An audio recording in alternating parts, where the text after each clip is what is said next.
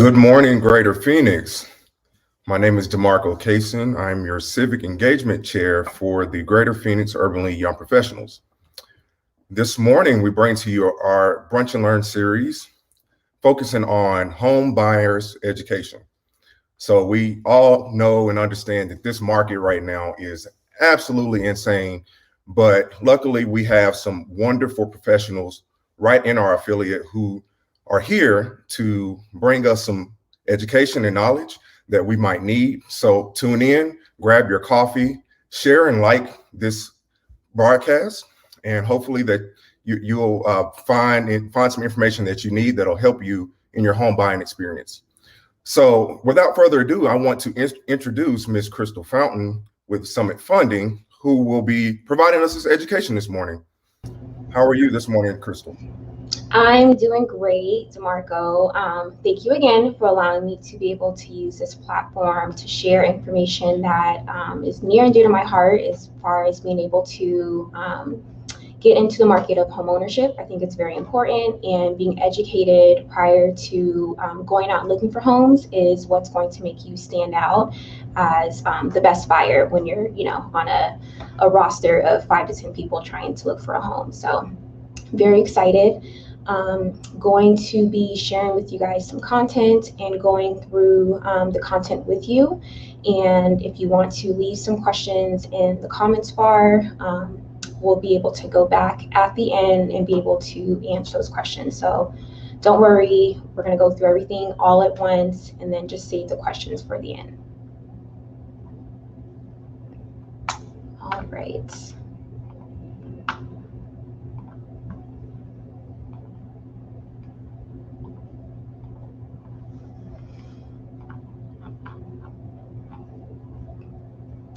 Okay, so this is going to be the content that we're going to go through.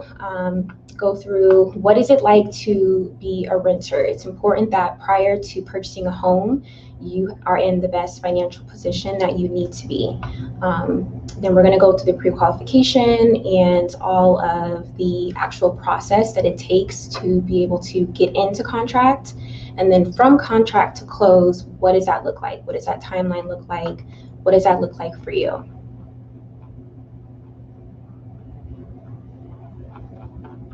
All right, being a smart renter. So when it comes to being a smart renter, the first things that you want to know is, what is your financial position?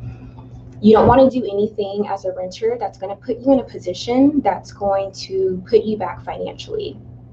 Renter's insurance. If you don't have renter's insurance and you come into a situation where there's a fire, a flood, any of your personal belongings is stolen, that's going to set you back if you are saving for a down payment. So having renter's insurance is going to protect you from that.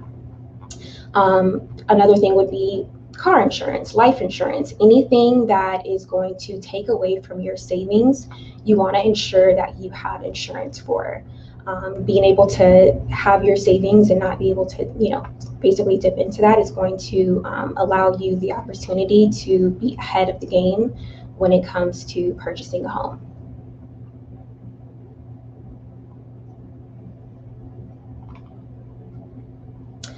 The second step is going to be knowing your numbers. So knowing your numbers means that you are going to want to make sure that you get with a lender, a loan officer like myself, any bank that you bank with. You're going to be able to complete an application. That application is going to include information from your current financial situation. That's going to be your credit. What is your credit score? That's going to be your debts. How much debt do you roll over per month? Do you have an auto loan and credit card debt that you roll over every month? And then the third piece of that application process is going to be your income. What does your employment history look like? Do you have any gaps in your employment? What does your income look like? Is your income stable, or does it vary from month to month? So those are going to be the numbers that we're going to go through to ensure that you're in a position to be able to purchase a home. Knowing your numbers, it's going to be crucial. The third part to doing your pre-qualification is going to be documentation. That's going to include your W-2s, your pay stubs. If you're self-employed, You're going to need your 1099s, your K1s, your personal tax returns. If you have a business that has like a schedule, something other than a Schedule C, you're going to be sure that you have your business tax returns. So making sure that you keep all of those up to date and that you actually file when it's time to file is going to be crucial as well. Third step is going to be staying motivated. So going through the process is obviously not as fun as some people may think that it is, but what is fun is knowing that you have a goal and achieving that goal. Going out and looking for homes is just amazing. So making sure that you stay motivated and you have a plan is what's going to get you to the finish line. If you don't know what your end goal is, it's going to be a little hard to stay on task and make sure that you're not spending the money that you have saved for your down payment, and just staying very focused. So have specific detailed goals, have an action plan, know what you're looking for. What is your preferred payment? What is your preferred purchase price? Making sure that you are just staying on track is going to be crucial.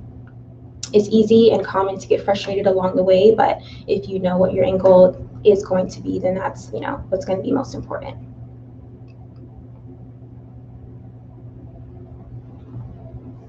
When going through the application, once again, the first thing is going to be your credit score and your debts. So you want to think about building or repairing your credit. If you don't know what your credit score is, don't let that stop you from completing an application. A lot of the online models are great, like Credit Karma, Experian.com. Those tools are great to know where you stand as far as do you have any outstanding delinquencies or collections. But when it comes to your credit score, they are going to be a little bit off because those are consumer models, and the models are different than what we use as a lender, which would be a mortgage scoring model. So I don't think that it's wise to put getting your credit pulled by a lender on hold. A lot of people think that, oh, well, if I have my credit pulled by a lender, it's going to ding my credit score. Credit inquiries have a very low weight when it comes to the actual formula for your credit score. So definitely don't let that stop you. It's better to know now where you stand so that you have an idea if you need to build or repair your credit, what that plan looks like. So using credit for the first time. So if you're building or you're repairing, you haven't had sufficient credit for years, it's going to be important to know how to use that credit. The sweet spot for credit is always going to be 30% or lower. So just make sure that, for example, let's just use super easy numbers. You have a $100 credit limit and your balance is $99. You are using 99% of your credit limit. You are showing each bureau that you unfortunately don't know how to use credit because you're maxing it out. What you want to do is keep that, if it's a $100 credit limit, you want to keep it at a $30 balance, and you want to be sure that you pay that every single month. If you're at a score of a 640 and you miss one payment on that credit card, your score can ding anywhere from like 40 to 50 points, which is going to be crucial if you're already starting at about a 640. That's going to get you to the 500 range. So very crucial when you're looking to build or repair your credit. And once again, most importantly, it's better to start that process now rather than wait, so you have an idea of where you stand. Another tip for using credit is to have a budget and stick to it. Know what your budget is. So if you don't plan for emergencies, if you don't plan for any debts that you have coming up, that's typically when people will turn to their credit card. You don't want your credit card to be for an emergency. You want to have that emergency fund set up so that your credit card is strictly for the purpose of maintaining and building credit and keeping that great score. Of course, protect yourself from credit card fraud. Make sure that you aren't doing anything that's going to make you a victim of identity theft. Some tips I have for budgeting is and when I say tips, I mean this is something that I personally use.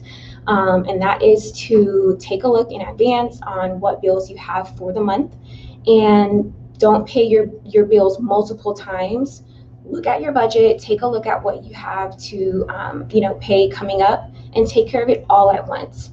That way, you know that you don't have to touch your money multiple times, which when you do that, you tend to overspend. Most people get paid twice a month, so do I. So what that looks like for you is taking a look at, when will I pay these certain bills? Take care of that. That way you don't have to dip into any money that you're looking to save or budget for expenses of purchasing a home. So once you've gone through all of that and everything looks great, then you're going to get to the pre-qualification letter. So as a lender, once you are completely through the process and we say, your credit looks great, your income looks great, you have down payment funds saved, or maybe you qualify for a grant program, now you're actually issued a pre-qualification letter. A lot of questions I get as far as what does that letter mean? That's the letter that a realtor wants to see in order to go out and show you homes.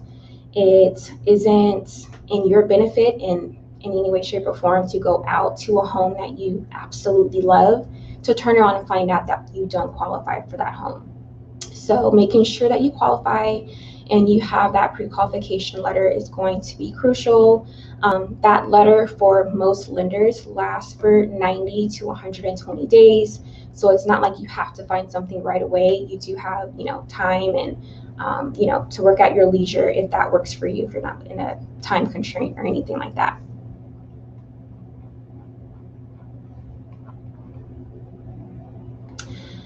All right, and this is what the pre-qualification letter looks like. It's actually standard for Arizona, which makes our process, to be honest with you, more streamlined than any other state. We have one form throughout the entire state for every lender. So regardless of where you get to be pre-qualified, this is the letter that they will use.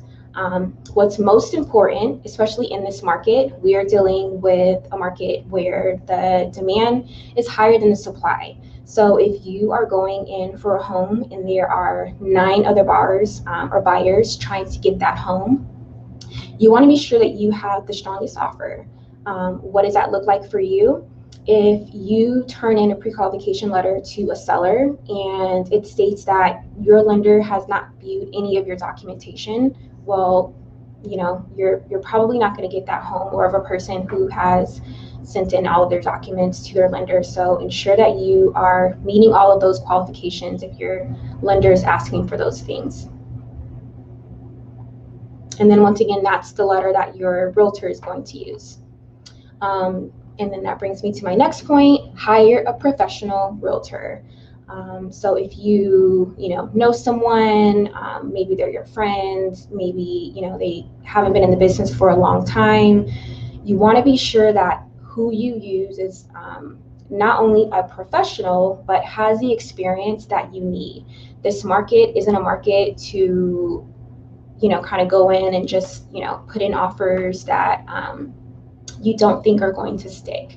There's realtors out there who know the language. They know what a seller and a listing agent is looking for. And so that's going to be able to help you get your offer accepted, once again, over 9 other people.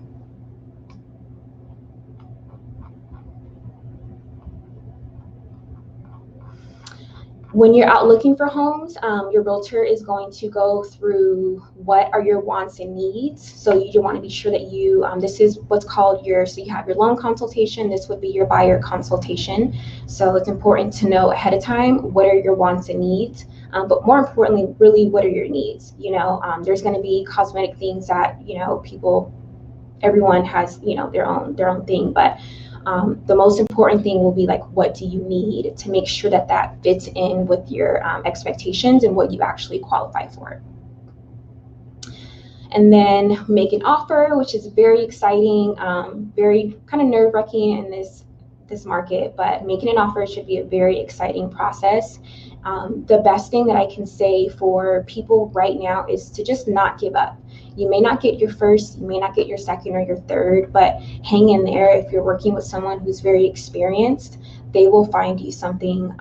This market isn't a market where, you know, you're just gonna do one offer and give up. Just don't give up, hang in there. You know, it's all gonna work out. The financial part of it, once your actual offer is accepted, it's important to know that on top of your down payment and your closing costs, there are going to be some costs that are going to be kind of out of pocket. So people always wonder what happens with my deposit. Your earnest money deposit is refundable, and that deposit is what's going to protect the seller in the case of you know, last minute deal breaker, you decide to walk away from the property for no reason. But if everything goes through and there's no problems, the earnest money deposit is actually refunded to you. So that's kind of nice. But your earnest money deposit is also going to be on top of your inspections as well. So you'll have inspection fees that you'll also want to make sure that you take care of. Any realtor will tell you that inspections are very important. You know, don't want to go the cheap way and not get your inspections. You want to make sure that property that you are taking on as an owner doesn't have any problems that you could have known up front and maybe, you know, negotiated or set yourself up to be able to make sure you can take care of them. Once again, putting into your budget things that could financially set you back. Okay, and then the next step is going to be actually going through the actual home process. So once you are actually in contract, you're going to go through the actual home loan process. So you're going to go through all of those documentation again. We ask for documentation 3 times. The time that you get pre-approved, if you haven't found a home after 60 to 90 days, and then again when you are in contract. Underwriting can be a smooth process if you understand those documents and understand how important it is to get them in when your lender asks for them. You just want to be prepared up front, so anytime you get a pay stub, maybe just save it, PDF it, same thing with bank statements, things like that. And we're pretty much almost to the end. After you are in the process, the next steps is going to be closing. So closing is going to basically allow you to you know, sign your documents and be able to get your keys. Everything for the state of Arizona happens on the same day, so that's super exciting. I'm going to stop sharing my screen now. So once you are at closing table, once again, everything closes and funds on the same day and you receive your keys, so that's super exciting. And looks like we have some questions here. We're going to filter through what's most important. How do student loans affect your ability to get a loan? So student loans are, some of them are private, majority of them are governed by the government or insured by the government. So they affect your ability to get a loan in the fact that most times maybe you have a student loan with the balance of, you know, $50,000, depending on your loan type. So if you're getting a government loan like FHA, we actually have to count 1% of that $50,000. So it's important to know what's your balance, what's your payment. You also can do what's called income-based repayment plans. So if you're able to get on an income-based repayment plan, that's always something I tell clients to do. Unfortunately, once again, it can't affect you, but it's going to be case-by-case scenario. If you can get on an income-based repayment plan of $0 or $25, then that's going to be able to help you eliminate some of that debt that you have. What is the lowest credit score you can have to get a reasonable home loan? So the great news is you can actually have a score as low as a 580, but you also do want to have some compensating factors. So you want to be able to have enough money in your savings account to be able to cover for any reserves. This is not just only a requirement, but it's a tip and something that I just think that I advise that you should have just, upfront, just to make sure that you have that and that you're able to, have it for the 580 score. Should I get a 15 or 30-year mortgage, and what is the difference? So a 15-year mortgage, so I mean, when you think about it with the math, the 30-year mortgage, your payment is going to be less than if you get a 15-year. I personally always suggest, if you're a first-time home buyer, do a 30-year. If you want to apply extra towards your principal balance, do that. You don't want to put yourself in a position financially where something comes up one month, years down the line, and you're not able to make that 15-year mortgage. If you do 30 and you want to pay extra, you always have that leisure to do that. But the 15-year, once again, is going to be that higher payment. Does mortgage insurance only apply to FHA loans, or is it required when receiving additional grants? Mortgage insurance does apply to FHA loans as well as conventional loans as well. So that's going to be your private mortgage insurance. FHA loan mortgage insurance is not private because it's insured by the government.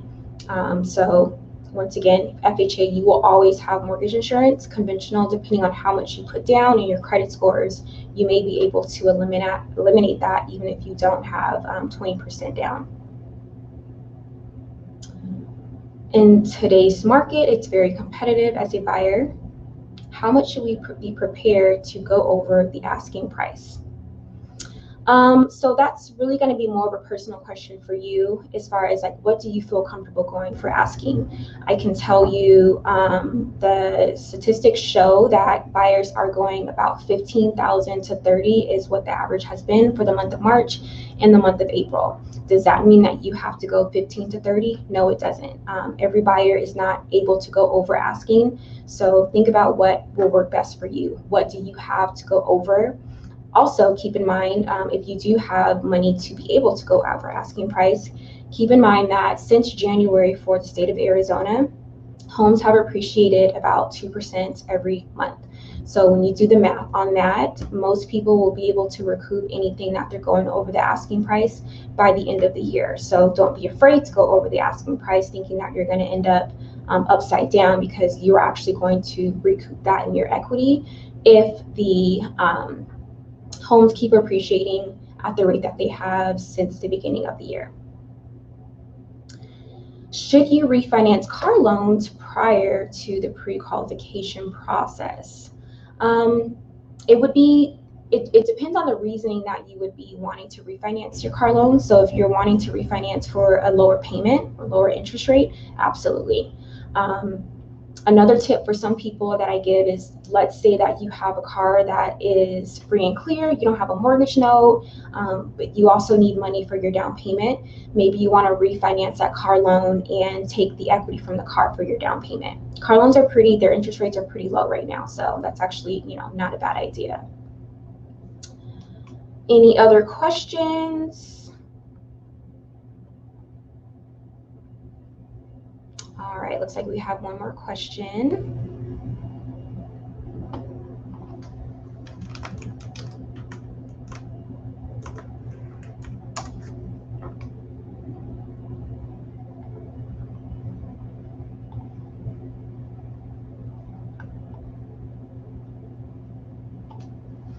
What different home buyer assistance programs are available in Arizona?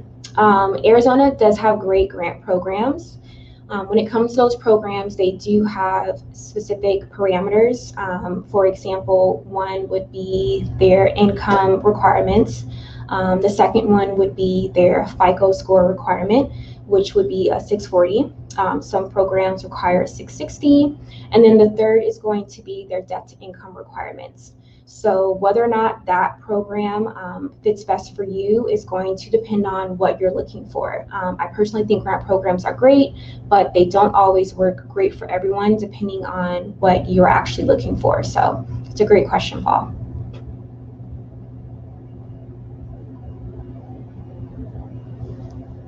And it looks like DeMarco provided the link there.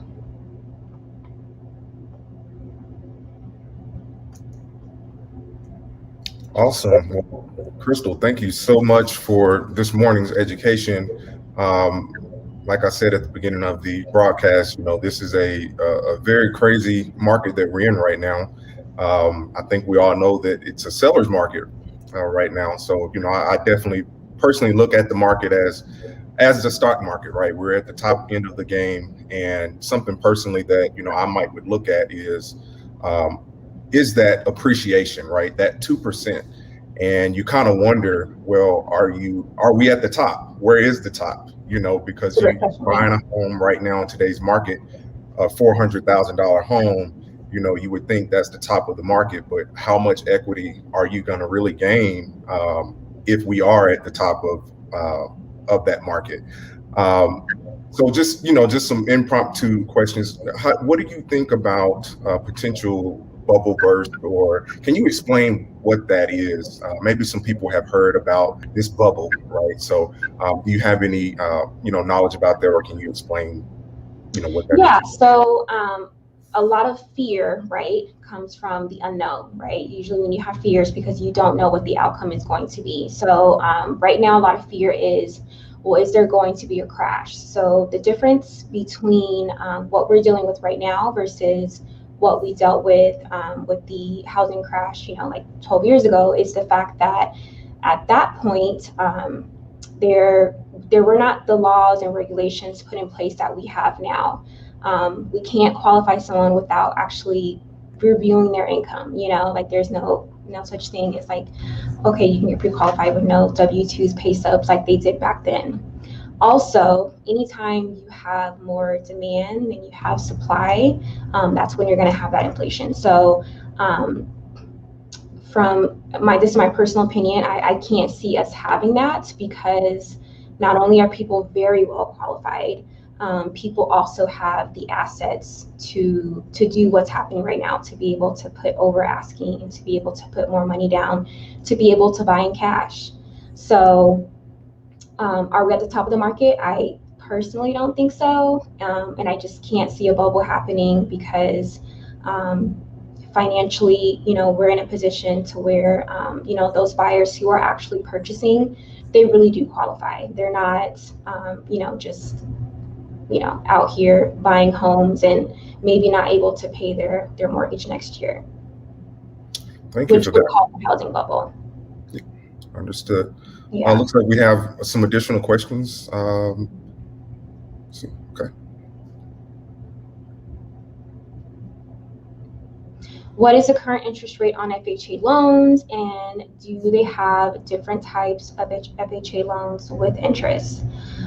So current interest rates on FHA loans. So your interest rate is always going to fluctuate depending on your personal situation due to your FICO score. So we have, or Fannie Mae truly has, what's called loan level pricing adjustments. So it adjusts based on those parameters, but overall, it's like the 3%. You can still get in the 2% range if you have like really good credit. So historically, interest rates are still very low, even though they're kind of ticking up. Um, Historically, we're still better than we've ever been. Would an FHA loan require a down payment? And if so, how much and what percent would be appreciated? FHA loan does require a down payment. They require 3.5%. The only loan program that does not require a down payment would be a VA loan, which is for veterans. And honestly, it's like my favorite type of loan. My father's a veteran, so I just made sure to really understand that program. So VA, and then USCA, which is going to be like your rural areas. Those areas are kind of changing now just because areas are growing up so much that what used to be considered rural isn't really rural anymore. But that's exactly what it is. It's a rural loan and it's 0% down. Awesome. Well, yeah, thank you again for answering those questions from the audience. So, Crystal, tell us how can we get in contact with you, or how if someone wanted to work with you directly, if they're going through the home buying process, what are the steps to do that? What I can do is I can include the link to my website for you to be able to leave your information. You can also reach out to me by phone. My phone number is 602-575-0206, and I'll leave that in there as well. But yeah, I'll be happy to answer any questions you guys might have personally offline that you maybe didn't want to put in the chat box. No question, is silly or doesn't make sense, because once again, everyone's situation is different, and sometimes we just don't know what we don't know. So don't hesitate to ask anything that you feel is personal to you and you just want to check. Thank you for that. Well, I'll say to our viewers, whether you're local or not, if you're not local, absolutely find your local Phoenix Urban League Young Professional chapter. We want to make sure that we provide these types of education, for our community going forward. And, thank you, Crystal, for being a member of the Greater Phoenix Urban League Young Professionals. Thanks for having me. Absolutely. And, we have a lot of great professionals in the organization, such as realtors, lenders. So we have a broad repertoire of people that we can get you in contact with. So please just contact us by email, by phone, and we'll make sure to get you in contact with somebody to help you through your home buying experience. So again, Crystal, thank you this morning. Thank you guys for having me. Absolutely. This was amazing. Yeah. And hopefully we can do this again at some time in the future, possibly by bringing a realtor on as well, so we can discuss the other part of the process. For sure. Absolutely. Well, this will conclude our Brunch and Learn on home buyers education. Thank you all for tuning in, and we'll see you next time. Bye, everyone.